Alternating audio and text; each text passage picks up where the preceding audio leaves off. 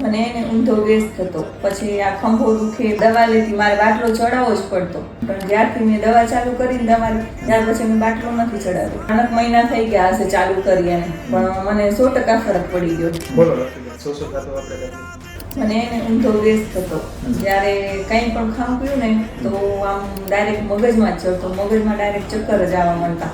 પછી આ ખંભો દુખે, પાછળ દુખે, આગળ છાતી કણ દુખે. એટલે આ બધી તકલીફો આપણને ઊંધા ગેસના લીધે થતી હોય. અને આ બધી તકલીફોમાં આપણે શું કરવું? 3-4 મહિને એક વખત તો બાટલો ચડાવવો જ પડતો. હમણાં મારે 5-6 મહિના થાય ને બાટલો ચડાવવો જ પડતો.